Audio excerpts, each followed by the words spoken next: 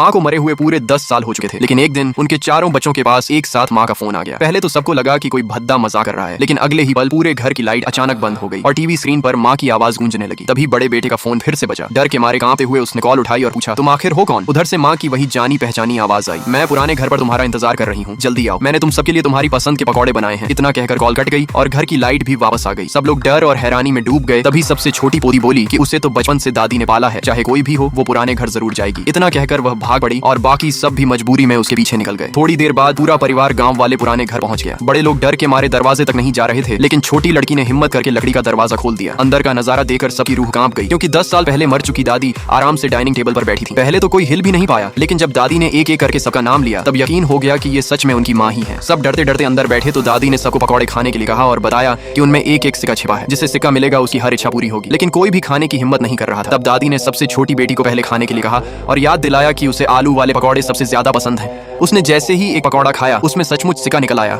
उसने तुरंत इच्छा मांगी कि वह पतली हो जाए और देखते ही देखते उसका 200 किलो जैसा भारी शरीर सिकुड़कर एक खूबसूरत लड़की में बदल गया। फिर दादी ने बड़े बेटे को खाने के लिए कहा। उसने भी कई पकौड़े खाए और आखिर उसे भी सिक्का मिल गया। उसने इच्छा मांगी कि उसे एक नई BMW कार मिल जाए। अगले ही पल बाहर तेज रोशनी चमकी। सब दौड़कर बाहर गए तो आंगन में एक चमचमाती नई कार खड़ी थी और उसकी चाबी बड़े बेटे की जेब में थी। अब तो सब पागलों की तरह पकौड़े खाने लगे और देखते ही देखते पूरी प्लेट साफ कर दी। दादी बोली कि वो रसोई में जाकर और पकौड़े बना लाती हैं और दूसरी बेटी को भी साथ बुला लिया। लेकिन जैसे ही वह रसोई में पकौड़े बनाने लगी उसके पीछे चुपचाप एक आदमी हाथ में बड़ा चाकू लेकर खड़ा हो गया। कुछ ही सेकंड बाद रसोई से दिल दहला देने वाली चीख सुनाई दी। छोटी लड़की भागकर देखने लगी, लेकिन उसकी सौतेली माँ ने उसे रोक दिया और कहा कि दादी को परेशान मत करो। थोड़ी देर बाद दादी फिर से ढेर सारे पकौड़े लेकर बाहर आईं और बोली कि इस बार सिर्फ एक ही पकौड़े में सिक्का है। बस फिर क्या था, सब लोग लालच में टूट पड़े और तेजी से पकौड़े खाने लगे। तभी एक पकौड़ा लुढ़कर छोटी लड़की के कटोरे में आ गिरा। दादी ने उसे वही पकौड़ा खाने को कहा। लड़की ने जैसे ही उसे खाया उसमें भी सिक्का निकल आया। बाकी सब उससे सिक्का छीनना चाहते थे, लेकिन दादी ने सबको रोक दिया। उसके पिता बोले कि ऐसी इच्छा मांगो जिससे हम बहुत अमीर बन जाएं। सौतेली माँ बोली कि ऐसा मांगो जिससे मुझे एक बेटा हो जाए। वहीं बुआ बोली कि अपने लिए खूबसूरत बनने की इच्छा मांगो, लेकिन लड़की ने किसी की भी बात नहीं मानी। लाइक सब्सक्राइब कर देना, भगवान आपको बहुत खुशी देगा।